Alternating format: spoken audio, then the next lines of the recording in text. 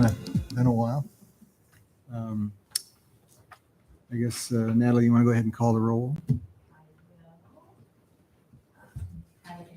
Here. Here. Here. Here. That's right, here.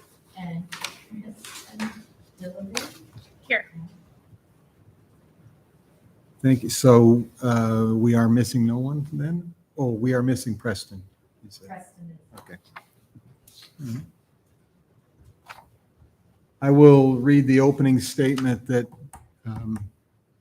describes the makeup of the board as well as the procedures for a typical meeting. The Property Maintenance Appeals Board is a quasi-judicial board created by the City of Ames. The board's purpose is to decide appeals as provided for in the city's rental housing ordinance. As a board of the city, we welcome all testimony. We make our decisions based on the facts and evidence as allowed under city code and presented in open meeting. Testimony before the board must be given under oath or affirmation.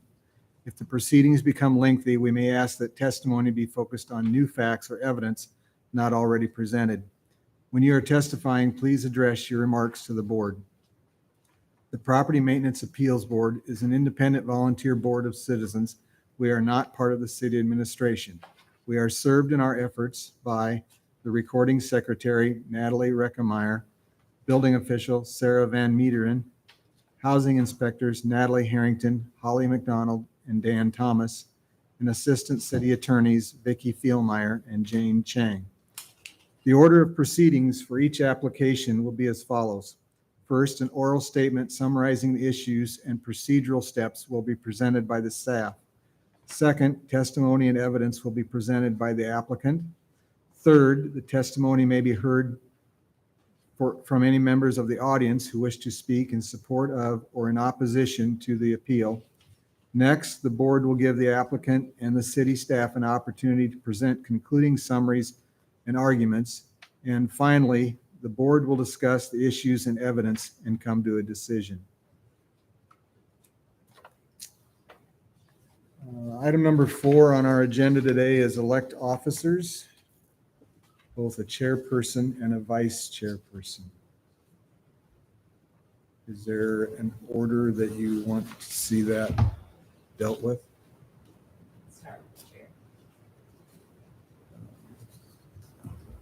Is there a motion to nominate for the chairperson position?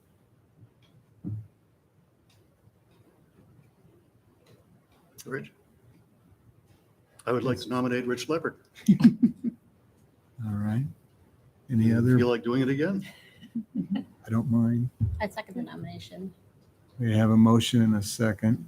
Are there other motions or other?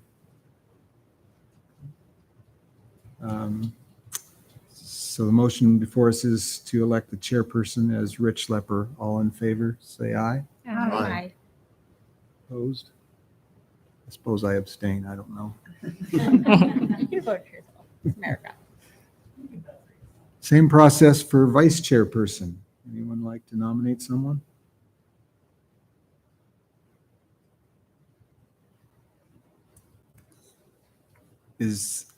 I didn't study all of the roster, but, well, this is probably picking on Kristen, so I shouldn't word it this way, but I was going to say it would be good to have somebody that isn't immediately going off of the board, but I'm not sure who that.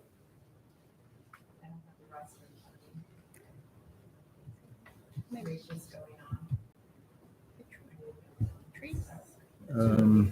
Rich is going on. The next to go off is Rachel and Eric. And the others would be at least a year term remaining. I have expressed interest in doing a second term, Okay. especially how hard we have to work. And I nominate Eric for vice chair. Any other motions? All right, we have a motion to elect Eric, the vice chairperson. All in favor, say aye. Aye. Opposed? Thank you. Motion approved. All right. Thank you for volunteering. Oh, my pleasure. I was drafted at the last meeting, but I made it through. Item number 5 on the agenda is approval of the minutes from the October 6th, 2022 meeting. Anybody want to make a motion? We approve those? Make a motion to approve Colleen Schwartz, the minutes from last meeting. There's a second. I'll second it. Any discussion? I was not here, so I have nothing to contribute to this, I guess, and will abstain from the vote. Same. Correct? You can, however, vote on the minutes. I can? Yes. When Diane was here, she said if everyone else, if you Oh. feel comfortable agreeing with everybody else, you are allowed to. Okay. Hearing no further discussion, all in favor to adopt the minutes, say aye. Aye. Opposed? Motion carries. There's no old business on the agenda, so we'll move to new business. And under that, we have items A and B. We will start with item A, which is appeal of occupancy at 3825 Ontario. Would staff like to make a presentation? Sure. Just a couple quick points overview. Hopefully you've had a chance to read the staff report. We did a rental inspection on June 19th of 2023. At that time, the basement bedroom did not meet the requirements to be a bedroom. So our checklist for the inspection said that it cannot be used for sleeping purposes. The upstairs has 3 bedrooms, and so that sets the maximum number of adult occupants at 3. It's solely based on the number of bedrooms. This is not in a near campus neighborhood. Those neighborhoods have special restrictions that cap the number of occupants regardless of the number of bedrooms. So in this case, there's question of the 4th bedroom in the basement. If they did create a legal bedroom there, they could increase the occupancy to 4 at this property. There's some other properties that that's not possible. So I wanted to make that clear that it can be increased to 4 or 5 if they want to. Currently, it's set at 3. The code language for that is here. The property, as the owner has stated to me, and in some of the other correspondence, I understand is not overoccupied at this time. They have 2 adult family members and 2 children family members. So your decision would not require anybody to be removed from the property at this time. They're not overoccupied. If we're going to do them separately, then I would say that would be my portion of this one and open it up to comments if you wanted. Does anyone have any questions for staff? So here on his statement, he says that the report states that the current occupancy of 2 adults and 2 children violates the code as a 3-bedroom, but that's not true. Correct. The report, I think you have a copy of the checklist. The report says 3 bedrooms, max occupancy of 3, lower level, not approved sleeping area or bedroom that counts as occupancy. Remove bedroom from lower level. So we didn't indicate how many people were there or that it was overoccupied at all. So I don't quite understand what the issue with this is. Right.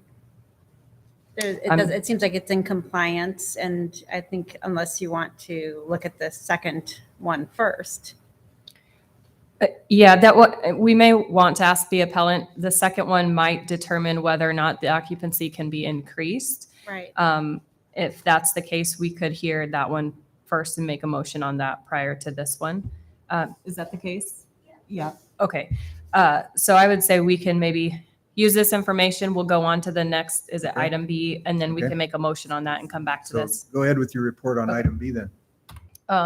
Item B is ceiling height. So what we found in the basement was that the bedroom itself was 6 foot 10 inches. The code requires 7, as you can see stated there. The ceiling height under ductwork in the basement area is 6'5", which is still an inch short. And then at the stairs, there's an area where the ceiling height is 5'8". which, as you can see in the exceptions above, the lowest that the code is willing to go is 6 feet 4 inches under beams and girders, and that's in areas that aren't used for sleeping. So 6'4" is really pretty short. A 5'8" is very, very short. We require bedrooms in these areas to have 2 paths of egress, one being the egress window that was installed, and then one being the door, and then upstairs out the unit. That whole path of egress is to be compliant for a new bedroom. So this is a new bedroom, not something that's existing that we just didn't see. They're using it differently, recently installed the egress window, and that triggers compliance with all bedroom requirements. So for sleeping purposes, this bedroom is not allowed to be slept in, and therefore dictates the occupancy of the three above grade bedrooms. Any questions for staff on this area? It's my impression, I'm not finding it on this sheet, so I'm going to go to my laptop real quick here.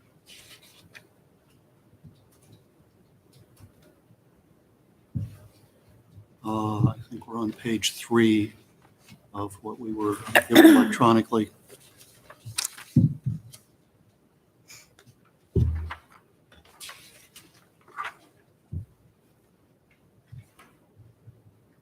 Yeah, I can't find that either. But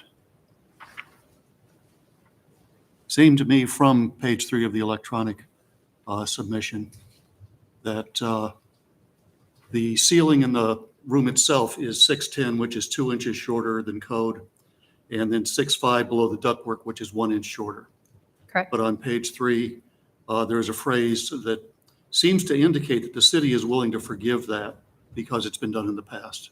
Correct. that We correct? do have a process that allows non-compliant ceiling height to continue. Historically, we've gone down to, I believe, 6'6" was the lowest that I Okay. found that we had went for ceiling height. And that process is done, just someone applies to us or requests through this, and then we draft a memo that we then tie to the property. So it's just our way of identifying it. So the lack of proper height in the ceiling of the room is not really a problem. The height that they have, we would be able to administratively Be able to approve. deal with it. Okay. Correct. So what we're really dealing with is the height of the staircase, Correct. which is 4 inches under code, and that is significant. right? More than 4. It's 8 inches. 8. 8 inches. 8 inches under code. 4 inches under the exceptions.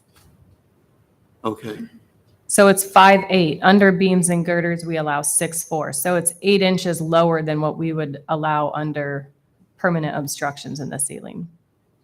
okay. So it is 5'8", and you're looking at 6'4", so it's 8 inches under code. Correct. That is super substantial. Was a process initiated to request for an exception? No, the only process we've been utilizing is the appeal process. And I think that's just because we have to get the stair height correct before we can even approve the bedroom height. Other questions for staff right now? We'll, of course, get a chance to revisit with them, but seeing none, is the appellant here? Okay, I assume that was you. Would you like to step to the microphone and address the board? Sarah just mentioned the stair height is 5'8", right? But on the inspection report, it says 70 inches. 70 inches is not 5'8". It's not, because sometimes I could be wrong. Could you speak into the microphone? Okay. Okay, on the inspection report, it says station height is 70 inches, not 5'8".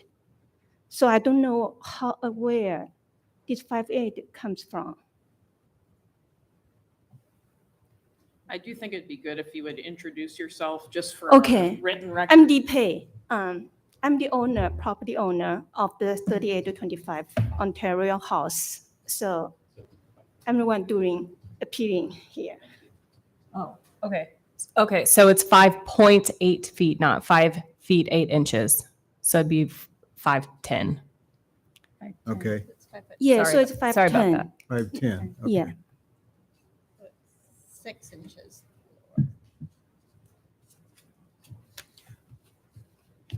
Go ahead and proceed with your comments, please. Okay.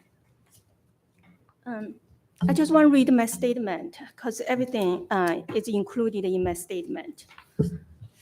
On June 19th, 2023, a routine inspection was conducted at 3825 Ontario Street with my attendance. The current 4 tenants were also present.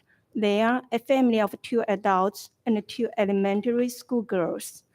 On June 21st, the inspection report was received. 2 items on the report are questionable as follows. First, the report states the current occupancy violates the code at 3 bedrooms, max occupancy of 3. This is inconsistent with the rental code 12.5034 EI. 3 adult occupants for 1, 2, and 3 bedroom dwelling units. Second, the report states lower level not approved for sleeping. Lack required head on stairs and ductwork. Heads 70 inches on stairs, 6 feet 5 inches ductwork. I wanted to point out that the ductwork head is higher than 6'4", which is allowed according to rental code 13.5031 exception. No less than 6 feet 4 inches of clear head under beams, girders, ducts, and similar obstructions. Another important point is the head of 70 inches is only for the very small area of the stairs. Only 1 step of the stairs has 70 inches head. You can see the attached photo. As the staff's report said, staff has previously approved the non-compliant ceiling height within a few inches through an administrative process, but has never approved anything less than 6 feet. So what we are arguing here is only 1 step of the stairs. This step of the stairs has the ceiling height for 70 inches, 2 inches below the inspector's expectation. Sarah Van Meteren explained to me that there is a reference in the rental code that allows the ceiling height in a room to be lower as long as it is less than a certain percent of the total area. So in this case, 1 step with 2 inches lower is really a very small percent of the whole pathway, and the decision to remove the sleeping area in basement because of it should be reconsidered. Please also notice that the inspection department's own standard, 6 feet, which is used to determine whether to approve the non-compliant ceiling height, is made subjectively without the support of any standard building or scientific data. There's no evidence to prove that 6 feet is the best functional height. How 1 step with 70 inches, 2 inches lower than 6 feet, is so unsafe that the tenants are prohibited to use the bedroom in basement is quite unconvincing. I also wanted to point out that the inspection report conflicts with the city assessor's decision that the house has 4 bedrooms. The lower level bedroom was measured by city's appraiser and was determined as a 4-bedroom house with the corresponding values. We all know that the county auditor determines the taxable value after applying the assessment limitation or roll back to the 100% assessed value. The taxable value is used to calculate property taxes for the city, county, and school government by applying the consolidated levy rates to determine the final tax bill. Therefore, we pay property tax based on the value of the 4-bedroom house. If the basement bedroom shouldn't exist per the inspection, then the trust for the city assessor is questionable. And it would make me think that the amount of property tax we pay must have been exaggerated and wrongfully calculated. Finally, we have invested more than $20,000 to remodel the lower level. The projects were conducted under the building code with right permits. The Sure Construction, as the trustworthy company, had worked with the building department to ensure everything is based on the right code. If the bedroom had to be removed, it is unfair for us to take the financial loss. Last but not least, I wanted to ask Sarah Van Meteren, have you ever handled a case like mine because one step doesn't meet the 6 feet ceiling height, even though the city assessor determines it as a 4-bedroom house, the bedroom in its basement still had to be removed? If you have never dealt with the same case before, can we jump out of the old habitual thinking and work together to see if there is a better solution to avoid my big financial loss besides removing the bedroom? Thank you.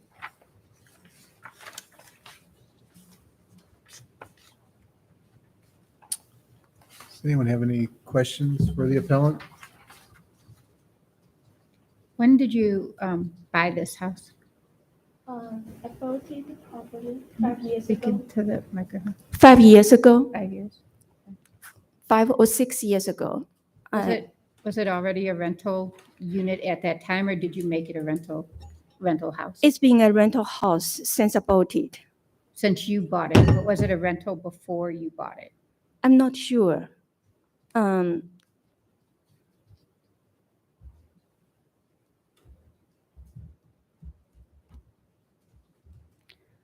And one thing I want to add is the bedroom downstairs was just used as a bedroom in May 2023. It was used as an office in that house. And during the inspection, I was told it's being added as a bedroom because one of the kids wanted to move in, the older one. So it wasn't being used as an office before. It wasn't being used as a bedroom before. I'm just asking because I know that the codes for a residential home are different. Like in a residential home, you could use that room as a bedroom without an egress window or whatever. You can do whatever you want. Ceiling height, stair height, doesn't matter. But in a rental, it's different because you're taking on the safety of other Right. people. But the assessor just added as a 4-bedroom house this year. This year. Yeah, It was this a year. 3-bedroom prior. Mhm. Before it was 3-bedroom house, I'm pretty much sure. But again, kind of piggybacking off of that is that if it was just a residential a place to live, that would be one consideration. But I don't believe our assessor that plays into play if it's a rental property or not. Does anybody know? I don't think it does. I believe the assessor just has to So do it with- has, so to me, as just a fellow, actually homeowner, is that the assessed value is neither here nor there. Right. So, and likewise, if I were going to have some work done, Mhm. I would never expect I would never expect with code compliance to the city code that it was following a rental code as well. That would be my responsibility Mhm. as the owner renter to take on that financial responsibility and take ownership of that. So, unfortunately, I don't know what, I don't really have a question, but coming from, my father is 6'7", and me, my whole reason to be on this board really is to think about safety. And so I think of a 6'7" firefighter going right. down that one step. That's right. And that would be my only consideration, is that one step makes a huge difference in firefighting. And my sitting on this board the last couple of years, that's where I stand as your fellow citizen, is to protect our citizenship. So I don't know if somebody has any other feedback, or a lot of times the fire department is here to corroborate that. Imagine a person like that sleeping in the bedroom. It's approved as a bedroom. There's a problem in the bedroom trying to get out.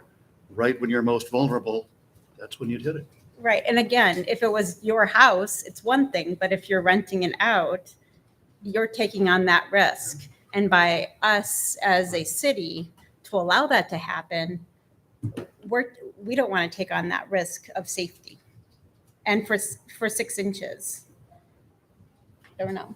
I have a question to make sure I'm tracking all of these details, because I think there's some information presented here that's different or new compared to what we had in our packets.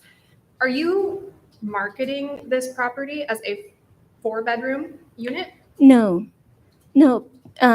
because this family, it's a family living in a house, and they told me they would just use 3 bedrooms in the main floor. So for me, I don't have to, I don't need to marketing it as a 4-bedroom house. And they told me they just use the 4th one as the office. Okay. So I kind of feel like whether this is a 3-bedroom or 4-bedroom, it's not really changing how you're putting it into the marketplace. And instead, this is your tenants not using the space as they need to in order for you to be compliant with code. But for the future, It's for her to be Yeah, able for to the market future. it. Yeah. For It's for that's future, what it this is could be, establishing. potentially used as Yes, you know, that's. for the more bene- tenants. Which then creates more rent. Right. the Yeah, benefit and is- more the benefit financial is value. having- More. Yes, and that's what the goal is, Yeah, to be compliant and to. yeah. I wanted, everything I did was right, and so that's why I wanted to, appeal. Well, Rich, you do construction, like when you go to get a permit or something like to put in an egress window or whatever, the construction company will do for that area that you're talking about. They're not looking at other areas being in compliant, or are they looking, like, would they have even considered, if I asked them to come in and do an egress window to make this a compliant bedroom or whatever, they're not going to look at the stairway exit or whatever and tell you, no, this can't be a compliant bedroom, or If you were to inquire, what would it take to make this a compliant bedroom, they would lay out more criteria. But if you apply for a permit just to put the window in, they're not going to try to evaluate the whole rest of the issues. And I thought I'd seen dialogue where the inspection department had forewarned about the ceiling height not being adequate. Am I Yeah, right? so we've been having this issue come up a lot where a customer goes to a contractor and says, I want an egress window. Okay, let's get a permit and put in an egress window. We are trying to head these off and catch them. We've changed stuff in our software to alert the housing inspectors so we can try to tell people. In this case, it was on the plan review notes for the egress window. There was a note that the addition of the egress window did not create a compliant bedroom.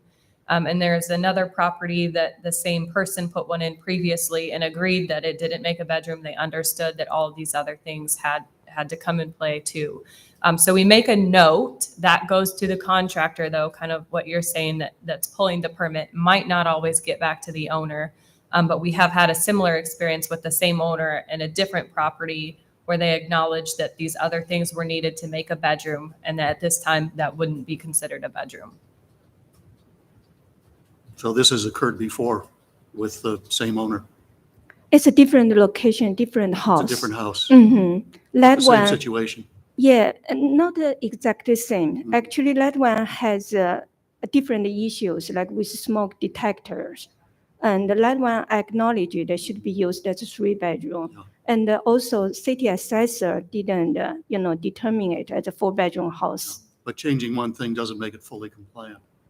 There can be other issues too, and in this case, there is.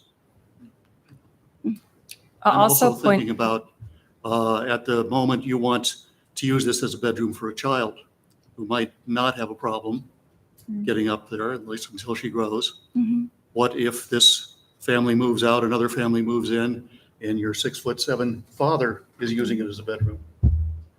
Then there's a problem. Yeah. And if we approve it now, it creates a precedent. One thing I want to know is, because there are so many old houses, on Ontario Street, Mhm. and, they were built back to 1960s, and the basement always, with the same ceiling heights. Old So- is relative.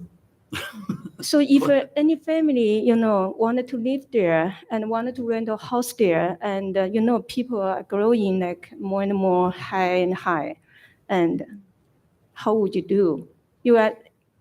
People can buy new house, just new houses with higher ceiling height in basement. All the houses, This is strictly a guess, but I'm guessing going by the age of the house. When it was built, probably that basement area was not improved. And it has since been improved, but it's still not compliant as a bedroom. It was never intended to be a bedroom when the house was built. That is a guess and an assumption. I don't stand by it, but it's a real possibility. That's the situation we have here. sometimes I would think like, because like the family living in my house, 38 to 25 Ontario, Mhm. and they have two kids. And so if you don't let people, to, Right. maybe the financial situation may have to rent a house, for a long period of time. If they can't stay in the basement, they have to find a new house and find a better one, a more expensive one.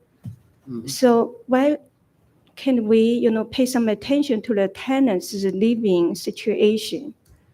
This is the house they can afford. And, for rental house market, for family living in that house, that is the best that they can afford. In the opinion of the city, is this currently a safe situation? I don't think I want to comment on whether I personally feel it's safe or not. I can only go by what the code says. That's what I'm looking for. The code says no. The code says that the stair height is not compliant, and it's in there for a reason. Right. I'd also state that in the report, I did explain a little bit, but I didn't go into detail about the difference between the assessor's view of a bedroom and ours. Just for clarification, the only thing that the assessor is looking at is that there is a window. They don't measure it. They don't look for size. It does not need to be an egress window. And that there is a closet, which we do not require the closet. So there's things that we require for safety purposes that they don't require for their purposes. So as long as there's a second exit, like if there was some way to put a door going to the outside out of a room in the basement that wasn't the bedroom, but like say there was a living room or something like that, you put a door in and had a second exit, that would be then compliant? Or not? Yes, if it was a door directly to the To the exterior. exterior. Mhm. Yeah, so the thing is there has to be two viable exits in Yeah, case of fire. I thought the egress window That's not is also one applicable. exit. The stairway wouldn't be required Right, to be because the it's, exit. right, Oh, I get yeah. it. If it was possible, I don't know Okay, if it's yeah. possible in the house, You were but I'm thinking just thinking. outside. Just thinking right, outside the box Yeah, that if- she was trying to provide a solution. Solution, Okay. That's right. what- Well, Which would be cheaper, put in a door or raise the ceiling? I don't know if you can raise the ceiling. I've never raised ceiling on stairway. well, it sounds like if the stairway headroom were to be resolved, the ceiling height has been approved in prior settings, is what the existing overall ceiling height is a height that has been or marginally been approved before through a special condition, right? Correct. It's the headroom at the stairs that is significantly low and not typically been approved in the past. Correct. And Dan is stating, he was the inspector out there. He was stating that if he recalls, it's more of a drop ceiling and that there's potential for that area to be changed. The appellant provided a photo towards the back of your packet, and I was looking at that as well. And from my construction experience, I would say there's probably some way that a carpenter could alter that headroom height. It's a matter of how far it extends over the first step. Okay, And the height is always measured vertically off of the tip of the front edge of a stairway, of a Mhm. tread. So if you can pull back that ceiling area at an angle or square, doesn't matter, Mhm. so that it is not within that plane of the noses measured vertically, you okay. could get equal clearance, I would think, to what the rest of the room is. Dan, is that a fair possible assessment. Yeah, and I didn't do a deep dive into that scenario, but I, And I can't, no one can tell just by looking at the photo, but you may have an opportunity to alter that and be compliant in the stairway area then. Substitute a diagonal ceiling for this squared off one. Right, Yeah. some sort of a Yeah. sloped Mhm. area or what have you. I have one other clarification question. So when we talk about the city has made exceptions in the past, is that only to the standard consideration of the standard ceiling height, or is that also then to these, under rafters and things like that? I don't recall that we've ever done any underneath rafters, the overall ceiling height. So it says that we can make those determinations if it's functional and has been maintained. So I think our stance is kind of that 6'6" mark. Once you get under that, it's really not a functional room anymore for habitation. There's several issues. We've had these a lot. One is lower ceiling heights. If there were a fire in that room, smoke rises, so there's less room for that to go. Head height, sitting up and getting in and out of a bed, and then emergency personnel getting in and out of that room. So there's several different factors that go into ceiling height. We did, at the beginning of this, get a change in the height of that stair ceiling there. How many inches under code is it now? If it's 5'10" as stated, then the lowest would be 6'4", so it's 6 inches under what we would allow for beams. It's 6 inches, it's not 1 or 2 inches under code. Correct. So that is still a substantial amount under code. Mhm. Just a point of reference, under new construction rules, and I guess maybe I should say, anything outside of just the rental code would be 6'8" would be considered a minimum. Right. So if you were just remodeling this basement for general use or what have you, and you applied to the inspection department for a permit, they would be looking for 6'8". And the usual standard is usually 8 feet, right?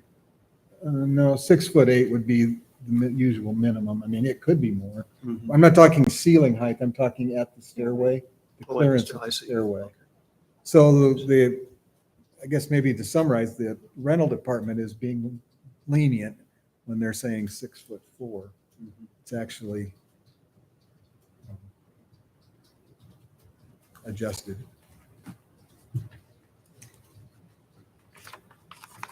Does anyone have any further questions for either the appellant or the staff?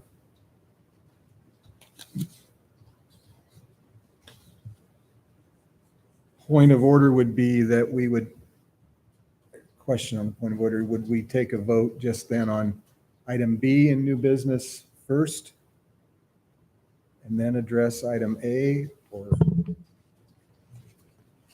I think part of the appeal for item A also is the comparison to the assessor. So I think acknowledging somewhere in your motion that this is not a bedroom count for rental purposes and might be for assessor would help clear that and clarify the occupancy is based on the code compliant bedrooms and not what the assessor might have. I don't know if we can do that all in one motion. I'd probably separate it Separate just to make them? it clearer. So maybe a motion on B first to clarify whether you do think that this can be used for sleeping purposes, and then that might establish occupancy if it changes. Okay.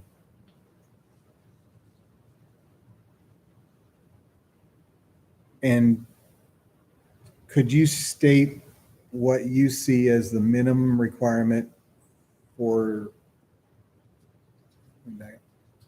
what previously has been the minimum amount that you would allow on the stairway headroom?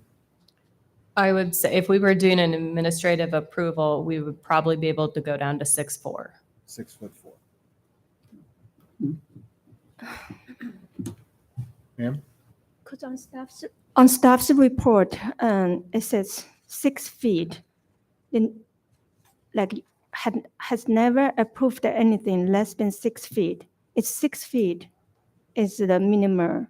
No, I think 6 feet is just what we put because this was under 6 feet. It was just stating that we've never done that. We've never, to my knowledge, since I've been here, approved anything less than 6'6".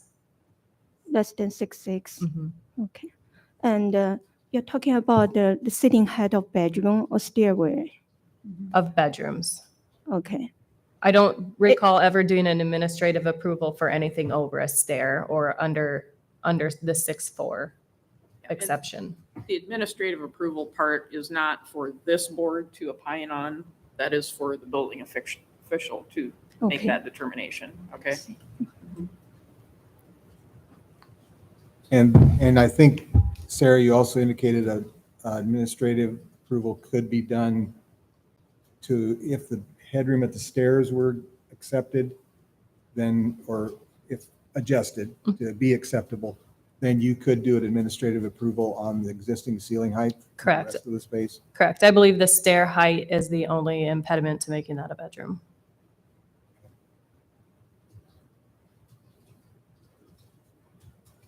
So to summarize, the appeal that we are considering, or able to consider in motion on, is whether to approve or deny the appeal to allow it the way it is. We don't need to get into the design or what we're going to require them to do to Right. change it. Right. That would be there. Ours is, are we willing to allow the appeal to go through, or are we going to send it back to staff, basically?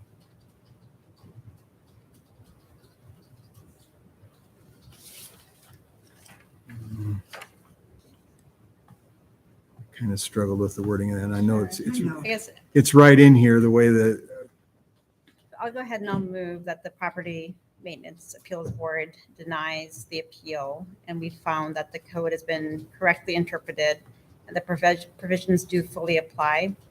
The basement bedroom would not be considered compliant and would not be allowed to be used as a sleeping area for rental purposes. I'd like that to be added because I don't want to impede upon, if they want to sell the house, that they should be able to sell it as a 4-bedroom, but just, to a private party. If it were to be used as a private house and not for rental purposes. Correct. But if it's used as a rental purpose as it is, sorry, this is not part of it, that it needs to be in better compliance. I think something should be specified in there that the problem is the ceiling over the stairs, not the ceiling in the bedroom, not the number of people. That appears to be a moot point as far as I can tell. Right. Yeah. So why don't you go ahead and restate the motion? Oh. I I would just add, Sorry. wouldn't state that because currently the ceiling height in the bedroom isn't compliant. That- So we will administratively approve that. Okay. I would just say your decision is, can that be a bedroom or not? Okay. all right. do we have a second on the motion? And if you need to hear it read back, maybe Natalie can do that? Yeah, Yeah. we hear it again. I don't have it. You don't have. You can say, Move to deny the appeal and the code has been correctly interpreted for rental purposes. I will second that. Anybody else have comments before we vote? Questions? I just want to comment that I do appreciate very much the need for affordable housing, but our position here is truly safety, even above that affordability. I understand. Sometimes when I think about it, because like the assessor, determines it's a 4-bedroom house and I pay more property tax because of that. And I may have to raise the, rent to, just to pay everything I have to pay. And I think this is not just unfair for me, it's also unfair for the tenants living in the house. And it means more for them, not just for me. I'd like to add one point. We have talked about safety here, and that's the reason for the existence of this board, in my opinion. And certainly these rules are in place to ensure the safety of the tenants. There is another thing that gets overlooked sometimes, and that is the financial obligation of the owner. If there should be a problem, if there should be a tragedy, then the owner has a huge financial obligation, very likely. So the rules are to protect the owner as well. First for the tenant, to keep them safe, but to protect the financial interest of the owner. It's in the financial interest of the owner to comply with these rules. Anyone else? Seeing no more comments, I would ask for a vote to approve the motion to deny the appeal. All in favor, say aye. Aye. Opposed, nay. Motion carries.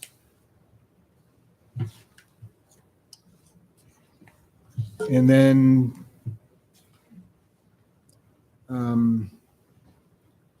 dropping back then to item A, the 3-bedroom occupancy situation. I think maybe it's just best if Sarah clarified the city's position, which I think will be satisfactory or what have you to the appellant, but go ahead. Where is the city at on it right now without improving the basement, the lower level basement? It is a 3-bedroom house that can have 3 adult occupants and any number of children. Is that the way you concur on that? Yeah,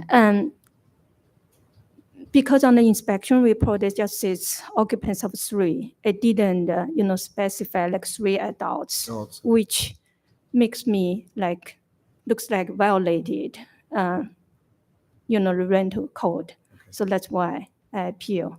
And I know the current situation in the house, like 2 adults and 2 children, we didn't violate any, occupancy code at all. So Vicky, maybe I'll ask you how to make sure if we're going to make a motion and vote on this line item, we're actually allowing, are we allowing the appeal or denying the appeal to, Well, I guess one question might be, because it's the applicant that filed the appeal, whether under this set of circumstance, the applicant would be willing to dismiss on the record their appeal, right? Does that sound right? Of the occupancy. Yeah. So if you understand that it's a maximum of 3 adults, if there was just a misunderstanding in the report and you understand there's a maximum of 3 adults because there's 3 bedrooms, then you could, what was the word you used? Dismiss your appeal for that piece. So your item 1, I don't remember how they were, 1 or 3.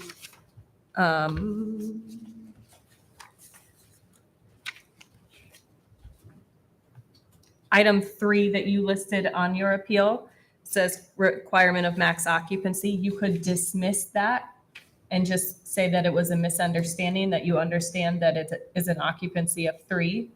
If you're still trying to say you would like an occupancy of 4, then I would say you would need to vote and affirm the city's interpretation that the occupancy code sets it at 3.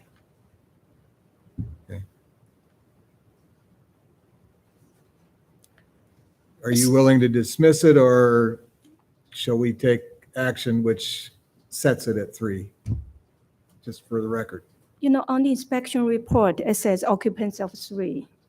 It didn't say occupants of 3 adults, I right? understand you have a valid point, just based on the Yeah, wording of the inspection. That's why we argue here. But if you explain to me that it's a mistake on the inspection report, I would dismiss it. Okay, all right, very good.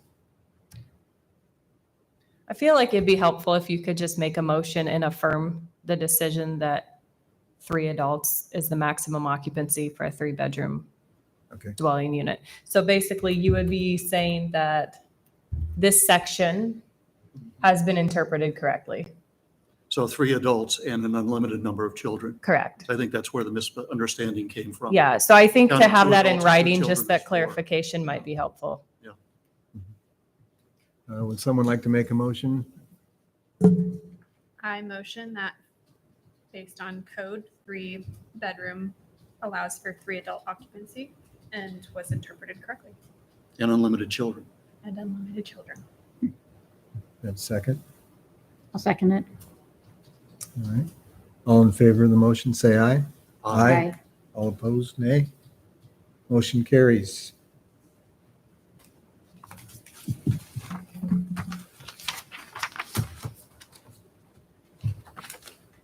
Thank you, ma'am, for Thank you. coming and speaking with us.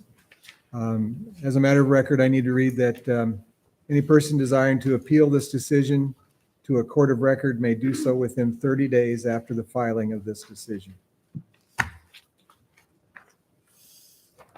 Anyone have any other comments about anything other than the topics we just covered?